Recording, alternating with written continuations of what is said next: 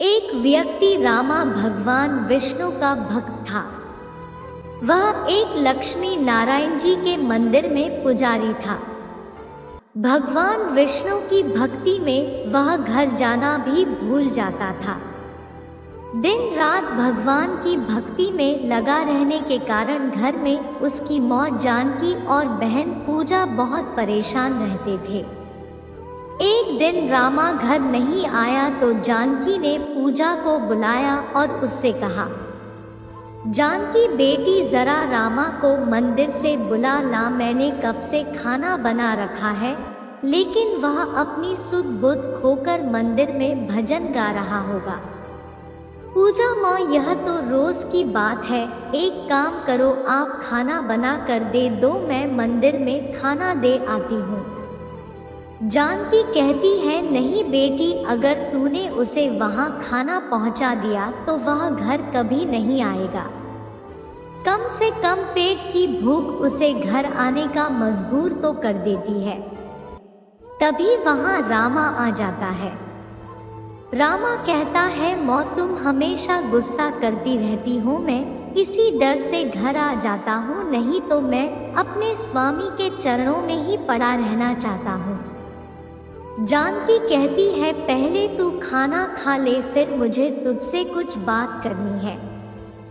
रामा कहता है, क्या बात है मौ, पहले बताओ, आप इतनी परेशान क्यों हो। जानकी कहती है, बेटी तेरे पिता होते तो मुझे चिंता नहीं थी, लेकिन अब पूजा का विवाह करना है और जो कुछ तू मंदिर से लाता है उसमें तो खाना पीना ही बड़ी मुश्किल से हो पाता है।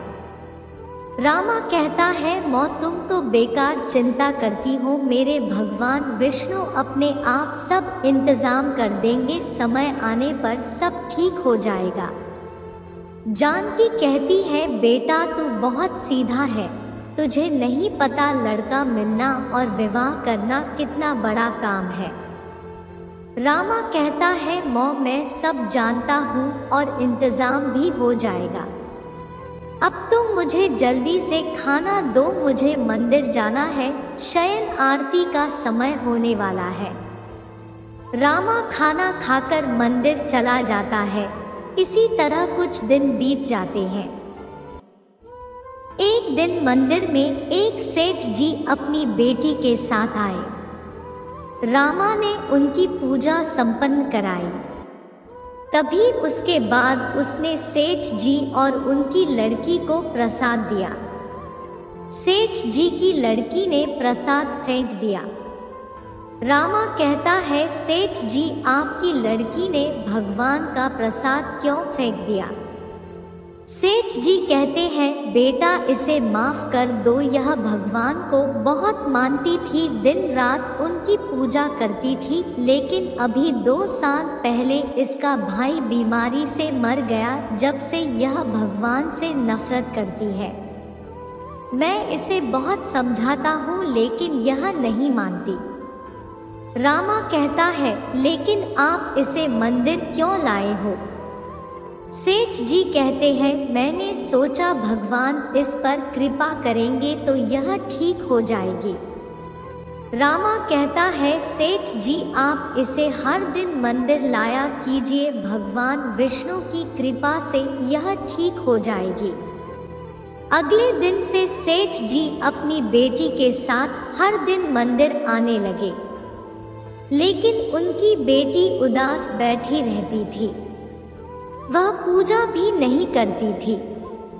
एक दिन सेठ जी ने कहा, बेटा मैं चाहता हूँ तुम मेरी बेटी से विवाह कर लो, तुम विष्णु भगवान के भक्त हो, एक दिन यह भी तुम्हारी तरह भगवान की भक्ति करने लगेगी। रामा कहता है, सेठ जी मेरी बहन विवाह योग्य है, मैं पहले उसका विवाह करूँगा, फिर अपने बारे में सोचूंगा। सेठ जी कहते हैं, उसकी तुम चिंता मत करो, मैं उसके विवाह के लिए तुम्हें पैसे दे दूंगा, एक साथ दोनों का विवाह हो जाएगा। रामा अपनी मौं से बात करता है, वह भी तैयार हो जाती है। एक अच्छा सा लड़का देखकर रामा अपनी बहन का विवाह पक्का कर देता है। सेठ जी से पैसे लेकर रामा विवाह की सारी तैयारी कर लेता है। विवाह के दिन सुबह सेठ जी रामा के घर आते हैं। सेठ जी कहते हैं, रामा अब यह विवाह नहीं हो सकता। रामा कहता है, सेठ जी यह आप क्या कह रहे हैं, शाम को बारात आने वाली है। सेठ जी कहते हैं, लेकिन मेरी बेटी विवाह के लिए तैयार नहीं है। वह कह रही है, यदि आपने उस पुजारी से मेरा विवाह किया तो मैं अपनी जान दे दूंगी। वह भगवान का भजन करेगा, मुझे यह बर्दाश्त नहीं होगा। रामा कहता है, सेठ जी मुझे अपनी बहना का विवाह कर लेने दीजिए, मैं धीरे धीरे आपका सारा कर्जा चुका दूंगा। सेठ जी कहते हैं, लेकिन जब मेरी बेटी का विवाह नहीं हो रहा तो मैं तुम्हें पैसे क्यों दूं, तुम कहीं और से इंतजाम कर लो। यह कहकर सेठ जी चले गए। रामा दौड़ा मंदिर पहुंचा। रामा कहता है, भगवान मैंने दिन रात आपकी सेवा की है, आज आपके इस भक्त की परीक्षा है। मेरी बहन का विवाह टूट गया तो मैं भी अपने प्राण त्याग दूंगा। कुछ देर बाद रामा घर आया। उसने किसी तरह दावत का इंतजाम किया। पूरे गांव ने उसकी मदद की, लेकिन लड़के वालों को देने के लिए उसके पास पैसे और जेवर नहीं थे। तभी जानकी वहां आ गई। जानकी कहती है, बेटा ये सेठ जी तो धोखा दे गए, अब क्या होगा। रामा कहता है, मौ मेरे भगवान मुझे कभी धोखा नहीं दे सकते, कुछ न कुछ इंतजाम हो जाएगा। शाम के समय लड़के के पिता उनके घर आए। रामा कहता है, आइए मैं अभी आपसे ही मिलने जा रहा था।